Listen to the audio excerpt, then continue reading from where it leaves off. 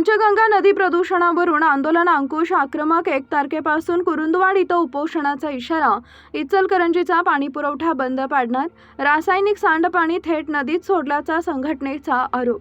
पंचगंगा नदीत रासायनिक प्रक्रिया केलेलं पाणी बेकायदेशीरपणे सोडून मोठ्या प्रमाणावर प्रदूषण केले जात असल्याचा आरोप आंदोलन अंकुश संघटनेनं केला आहे.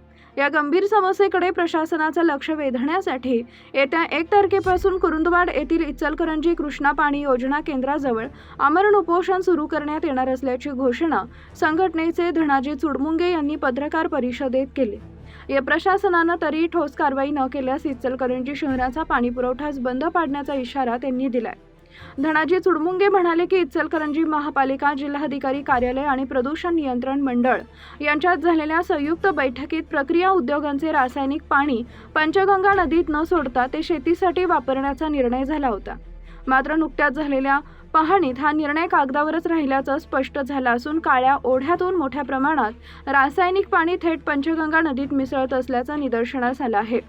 19 तारखेला CETP प्रकल्पाची पाहणी केली असता रासायनिक पाण्याची आवक प्रचंड प्रमाणात सुरू असल्याचे व शेतीसाठी अतिशय अल्प पाणी दिले जात असल्याचं समोर आलंय.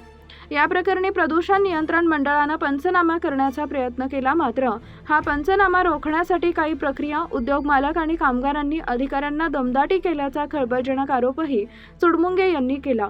इचलकरंजीतील सुमारे 150 प्रक्रिया उद्योगांमधून दररोज लाखो लिटर सांडपाणी निर्माण होते. हे पाणी 300 एकर शेतीसाठी पुरेसे असल्याचा दावा केला जात असला तरी प्रत्यक्षात तेवढी शेतीच उपलब्ध नसल्यानं उर्वरित पाणी विषारी नदीत सोडलं जात असल्याचं आहे.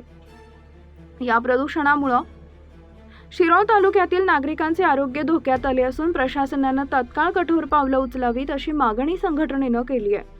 तसेच कनवाड येथून इचलकरंजी महापालिकेला होणाऱ्या आगामी पाणी पुरवठ्यालाही तीव्र विरोध केला जाईल असं त्यांनी स्पष्ट केलंय.